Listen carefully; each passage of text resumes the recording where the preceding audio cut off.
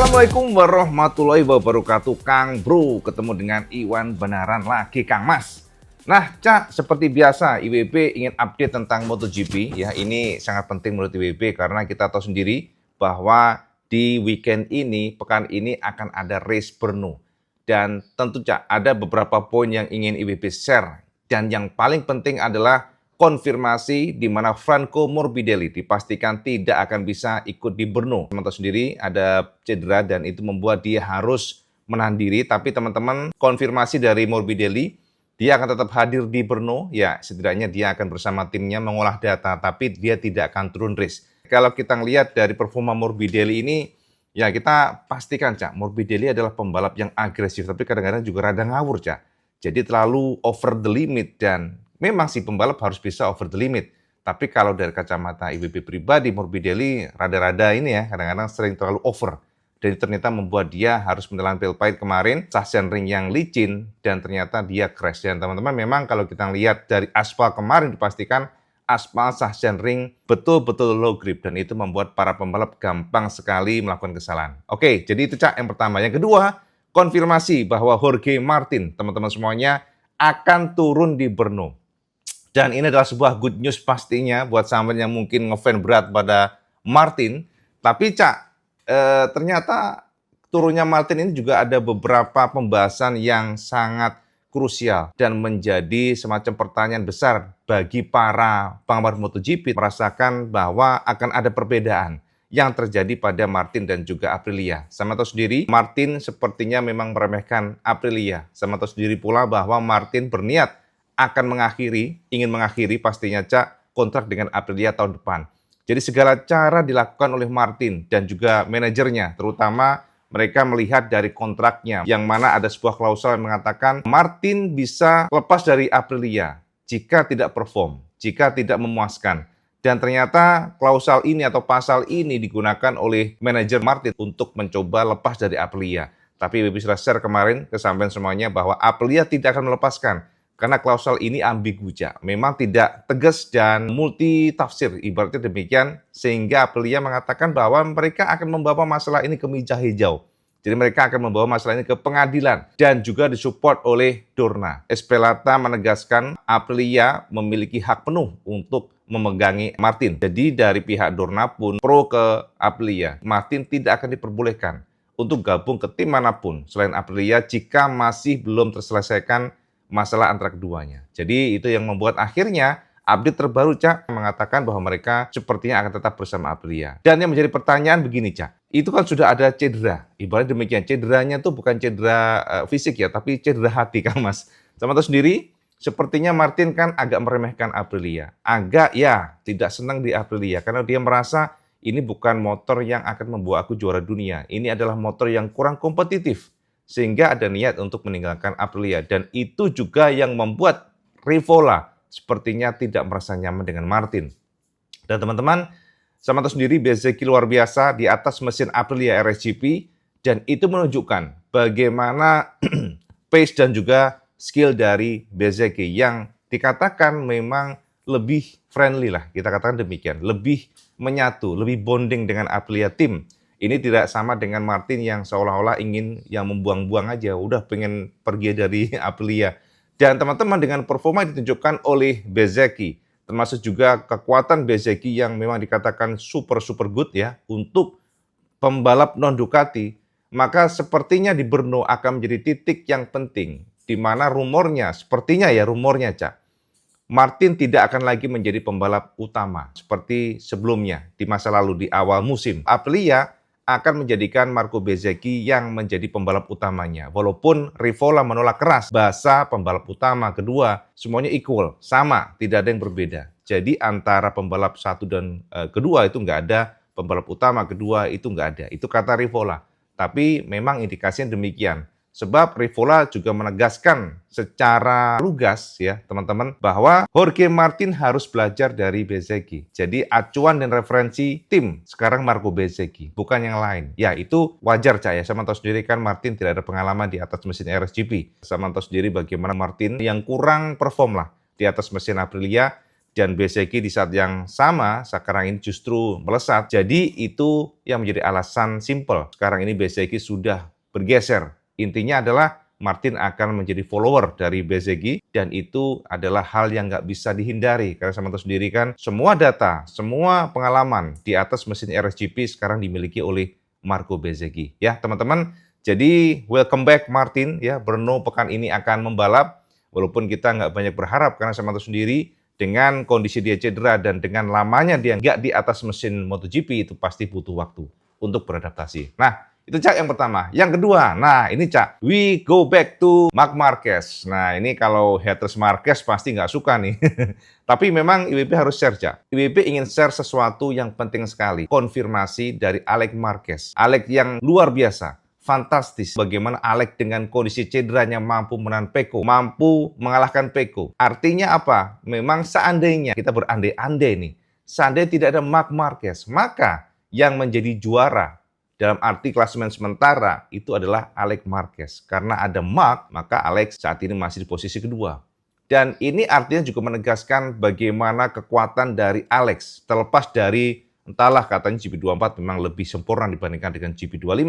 Tapi yang pasti secara angka dan klasemen sementara, Pecco di bawah cukup jauh dari Alex Marquez. Nah teman-teman, pada saat kemarin race di Sachsenring, IWP sudah katakan kesampaian penekanan dan juga penegasan dari Alex yang mengatakan bahwa mustahil mengalahkan Marc Marquez dengan Ducati GP25. Itu adalah sebuah pernyataan yang cukup menarik untuk kita bahas. Mungkin fokusnya adalah Sachsenring.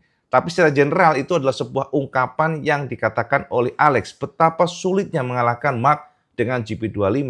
Sama tahu sendiri saja ya kemarin di GP23 dengan kondisi yang kita sudah share kemarin kesampaian teknisi dari Pramac Ducati saat itu ketika kita di Barcelona. Secara lugas dan secara terang-terangan gamblang sekali teknisi dari Pramac Racing Ducati yang notabene adalah tim Martin mengatakan bahwa GP23 adalah motor yang step behind. Jadi di belakang dari GP24 yang kemarin digunakan oleh Pecco dan juga Martin. Dan yang membuat bisa nyodok ke depan adalah because of Marquez. Marquez make different. Jadi yang bisa nyodok-nyodok ke depan ya gara-gara Marquez, Cak. Itu dikatakan oleh teknisi Pramac yang we sudah share di video sebelumnya, Cak.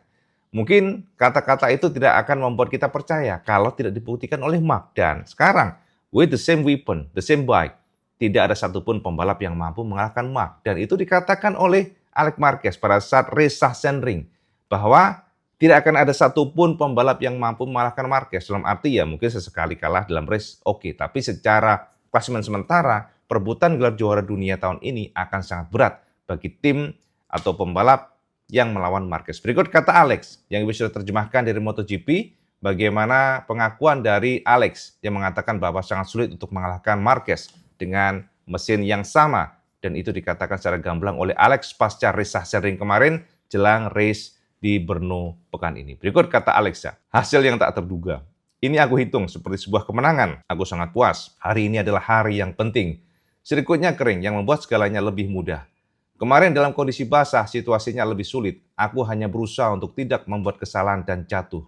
Setelah Asen, berada di posisi kedua lagi di sini memberiku rasa percaya diri. 20 poin ini fantastis. Sekarang kita lihat apa yang kita bisa lakukan di Brno. Tikungan pertama pada race hari ini sulit, kondisinya rumit. Ada juga angin kencang dari belakang.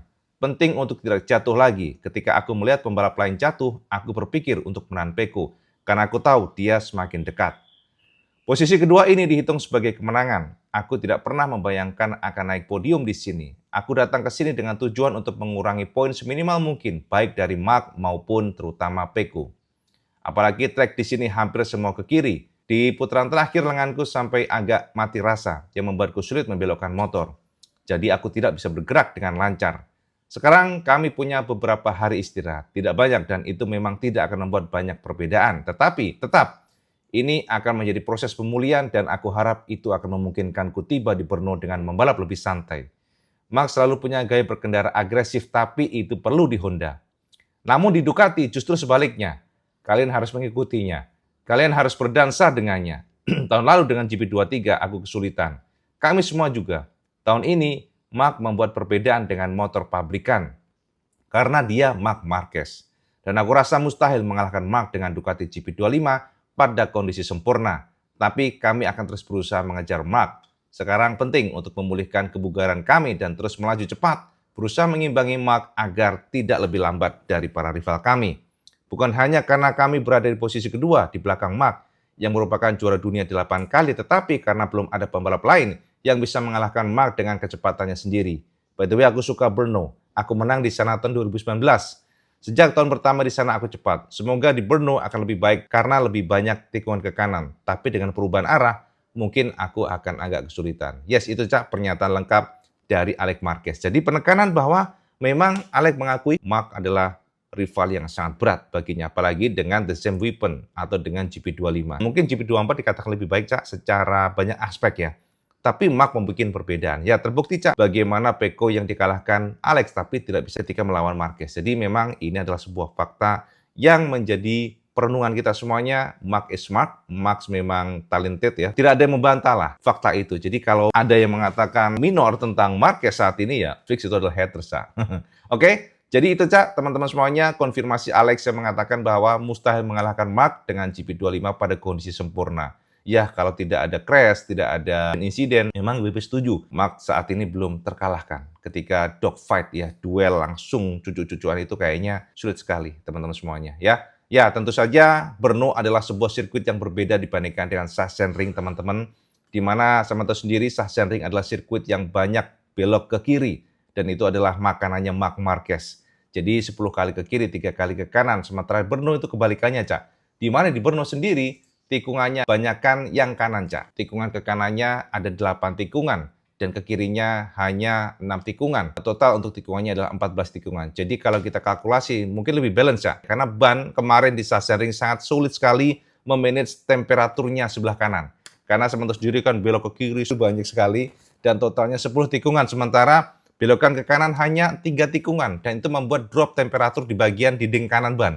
Dan itu juga membuat pembalap gampang sekali crash. Nah, untuk yang di Brno nanti, dipastikan tikungannya ada 14 tikungan, dengan komposisi ke kanan 8 tikungan, dan ke kiri hanya 6 tikungan, dan tentu ini membuat manajemen bannya akan lebih gampang dibandingkan dengan Sachsenring. Dan teman-teman, ada informasi terbaru pula, Brno sudah diaspal ulang, dan ternyata itu membuat grip dari bannya luar biasa, sangat kuat. Itu dikatakan oleh Honda dan Yamaha atas di Brno, dan konfirmasi dari Luca Marini, traksinya gila luar biasa, dan traksi ini akan merugikan bagi pembalap yang cedera. Itu yang dikatakan Luca, yang terbaru. Jadi Luca merasa sepertinya akan demanding sekali bagi dia, sebab dengan cederanya akan membuat dia lebih effort untuk mengendalikan kekuatan dari G-force-nya, Cak. Sama sendiri kan dengan traksi yang kuat, maka motor akan lebih kencang lagi untuk belokannya, corner speed-nya lebih very fast, lebih kencang, makanya dia akan defensif aja di Brno. Dan Fabio, nah ini Fabio, Cak, yang happy sebab informasinya ini adalah kekuatan dari Yamaha. Ketika grippy, maka Yamaha M1 selalu bagus, itu kata Fabio. Makanya dia berharap nantinya akan ada kondisi yang ideal, artinya tidak hujan, ya kering, dia suka itu, dan dia berharap nanti secara settingan dan lain sebagainya akan tepat untuk membuat M1 bisa di-push sampai limitnya. Tapi secara general dia suka banget dengan surface yang baru ya, jadi aspal yang baru ini, kata Fabio, dia happy karena ini akan menguntungkan Yamaha. Dan teman-teman harus ingat, ketika ban terlalu grippy, itu adalah kelemahan Marquez. Nah ini, Cak, Marquez dibandingkan aspal yang less traction itu dia lebih suka less traction. Jadi itu kekuatan Marquez yang suka sekali latihan menggunakan motocross, dan itu salah satu kelebihan Mark. Manajemen tire-nya luar biasa, dan dia very fast ketika justru grip dari ban semakin menurun. Dan biasanya pada kondisi traksi melimpah ini kekuatan Pecco Bagnaia. Jadi teman-teman, ini akan menjadi sebuah tontonan mengasihkan. Dan kembali ke Pecco ya, Cak, kalau kita ngelihat Pecco, ternyata Pecco happy dengan Sachsenring kemarin, dan dia mengatakan akan comeback. Dia akan berusaha untuk tampil sempurna di Brno, sebab dia merasa Sachsenring memang Marc Marquez is very strong because of the left-hander, tapi di Brno, Pecco memiliki potensi besar untuk mencoba jabanin Marquez. Sebab dengan kondisi dia yang sangat kuat ya, Marquez maksudnya, ternyata Pecco nggak terlalu jauh finishnya, makanya Pecco merasa optimis di Brno akan membaik, lebih baik lagi dibandingkan dengan Sachsenring. Dan Marquez, Cak, ke kanan bukanlah kekuatan Marquez. Ke kanan oke lah, kencang. Mungkin kencangnya kencang normal, tidak yang di atas rata-rata. Sementara Marquez sangat kuat di tikungan ke kiri. Dan tikungan ke kiri sama tahu sendiri, komposisinya hanya 6 ke kiri ya, 6 tikungan. ke kanan ada 8 tikungan, jadi ini akan memasung kekuatan atau kecepatan Marquez. Kita harus lihat dulu seperti apa di hari pertama. IWB juga penasaran karena aspalnya berbeda, tentu akan membuat challenge dari para pembalap lebih besar di sini, Cak. Oke, itu Cak informasi dari Pecco yang akan fight back di Brno dan merasa Pecco akan mampu jabani Marquez dengan kondisi sirkuit layoutnya yang menguntungkan bagi Pecco yang sangat kuat ke kanan, Cak. Nah, teman-teman, informasi yang lainnya adalah, nah ini Cak yang paling hot juga. Jadi Cak, saya memang tahu bahwa KTM memang pada kondisi yang tidak sempurna. Saya memang tahu bahwa KTM adalah pabrikan saat ini mengalami masalah finansial. Tapi good news-nya, Bajaj India sudah take over secara sahamnya yang sudah semakin besar, mayoritas. Makanya digelontorkan jutaan dolar untuk menginjek finansial dari KTM. Artinya sekarang secara kepemilikan Bajaj India mayoritas di KTM. Nah, mengamati dari sana, Cak, ternyata transisi finansial tersebut juga nggak serta-merta membuat mulus kondisi dari KTM. Sebab KTM dikatakan mengalami kegoncangan sebenarnya di awal 2024. Sudah agak problem itu intinya. Dan itu dikonfirmasi oleh salah satu pejabat tinggi KTM. Dan teman-teman, ternyata kondisi tersebut juga membuat pergeseran. Pergeserannya apa? Pergeseran dalam arti untuk development motornya. Development semua racing line department-nya. Dan itu ternyata membuat, nah ini Cak, membuat pergeseran yang cukup mengejutkan. Di mana dikonfirmasi bahwa sosok yang sangat kuat di KTM, engineering-nya, ya seperti Gigi Dalinanya lah Cak, ya kira-kira demikian. Di KTM, kalau Ducati kan Gigi Dalina. Nah, di KTM ini ada sosok nama yang sangat-sangat terkenal ya. Nama ini adalah nama yang sangat disegani karena nama ini yang membuat atau meracik engine KTM dari yang Moto3 sampai yang MotoGP. Itu diracik oleh sosok yang bernama Kurt Tribe. Nah, Kurt Tribe ini adalah orang yang sudah bekerja dengan KTM sejak 2014. Jadi cukup lama, Cak. Jadi mengembangkan pertama seperti apa konsep MotoGP. Dan per 2017 akhirnya KTM bergabung di MotoGP lewat pembalap Pol Espargaro dan Bradley Smith. Semuanya nggak lepas dari sosok bernama Kurt Tribe ini. Karena engine-nya, konstruksi dari semuanya, itu konsep dari Kurt Tribe. Jadi orang yang memang sudah cukup lama gabung dengan KTM. Nah, teman-teman, yang mengejutkan, ternyata dikonfirmasi Tribe ini dipastikan meninggalkan KTM. Dipastikan hengkang dari KTM. Dan ternyata terkonfirmasi Honda membajak orang yang luar biasa di KTM ini. Nah, ini gila Mas, MotoGP semakin hot ya. Jadi konfirmasinya sudah terverifikasi dan bahkan pit bearer dari KTM juga memberikan penekanan status dari Tribe ini yang akan berakhir di bulan Agustus. Jadi Agustus ini 2025 dia sudah tidak akan lagi bersama dengan KTM, kontraknya habis dan Tribe tidak memperpanjang, bahkan Tribe gabung bersama HRC. Ini adalah sebuah kondisi yang mengejutkan ya teman-teman semuanya, dan Tribe dipastikan akan gabung dengan HRC dan mungkin memang ya posisinya tidak akan sekuat di KTM, tapi dia akan menjadi orang penting di HRC yang mana dia akan bebas memberikan advice, jadi semacam nasihat. Pemikiran-pemikirannya dialah, Cak. Jadi intinya KTM akan kehilangan sosok luar biasa. Engineering terbaiknya di tubuh KTM sudah lama bersama mereka dan akan bergabung dengan HRC memperkuat Honda di tahun akhir 2025 ini. Jadi itu Cak update lainnya tentang KTM supaya sama tahu bagaimana pergerakan internal pedok ya. Jadi itu juga penting sekali sebab semuanya berkaitan antara tim dan juga pembalap, tidak akan bisa lepas dari itu Cak. Ya teman-teman semuanya, mungkin itu Cak update IWB tentang MotoGP hari ini. Dan teman-teman IWB tahu banyak dari sampean semuanya yang ingin supaya IWB membahas Veda Iga yang luar biasa. Veda adalah calon pembalap MotoGP. Bahasa IWB sudah demikian berkali-kali di masa lalu. IWB sudah membuat video banyak sekali tentang Veda, ya. Kalau sampean buka-buka sebelumnya. Tapi tentu saja IWB betul-betul mengamati, Cak. Mengamati bukan berarti kita diam juga, enggak juga.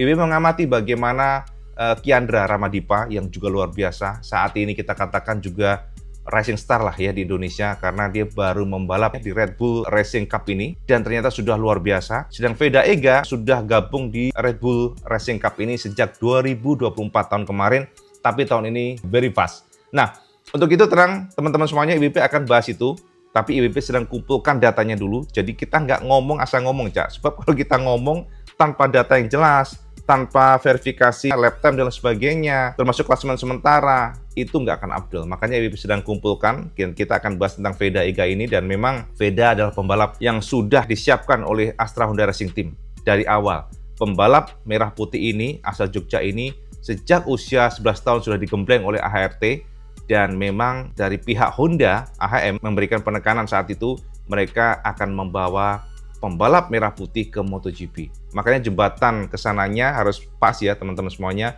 karena ini adalah balap prototipe, balap motor bukan produksi massal, jadi ini beda dibandingkan dengan World Superbike ya. Dan itu yang membuat akhirnya AHM, ya AHRT maksudnya, melepaskan Veda di balap Red Bull MotoGP Rookies Cup. Jadi itu adalah salah satu cara Honda untuk betul-betul nge-push ya, supaya Veda bisa untuk ke arah MotoGP nantinya. Nama saya Veda Ega Pratama, saya dari Yogyakarta. Dulu mau balap ke One Prix, sirkuit kebanggaan kita. Wih, Mandalika bro. Mandalika. Oke, alasannya apa nih? Alasannya Mandalika ya, saya lebih pede balap di negara sendiri karena udah lebih hafal lah. Udah hafal di luar kepala ya? Ya nggak hafal itu tapi lebih ya mungkin Kecintaan sama negara. ya. Bedanya kalau dari pandangan Veda itu dibandingkan dengan pembalap luar sama lokalan itu apa? Ya luar tuh ya sebenarnya sih mirip-mirip sih, tapi ya luar lebih Kenceng? Enggak juga? ya lebih kenceng, Terus? lebih kenceng terus. Ya, kita akan bahas nanti Cak, biar gamblang. IWP akan terangkan ke semuanya. Apa sih Red Bull MotoGP Rookies Cup? Dan seperti apa arahnya nanti? Dan bagaimana pula dengan persiapan dari Veda? Kita akan bahas semuanya biar gamblang. Jadi teman-teman hari ini itu aja Cak, update benar-benaran. Dan kita lihat seperti apa Brno Race MotoGP, di mana ternyata sekelas Alex Marquez mengakui abangnya luar biasa sulit untuk mengalahkan Mark. Sekarang sampean komen di bawah, sampean setuju nggak dengan Alex? Dan sampean mungkin pede nggak Peko akan bangkit di Brno ini? Sampean komen di bawah. Dan seperti biasa kalau sampean suka video ini, sampean like, share, dan subscribe. Ojo lali Kang Mas sampai sholat 5 waktu karena itu yang paling penting. Assalamualaikum warahmatullahi wabarakatuh. Salam segandes.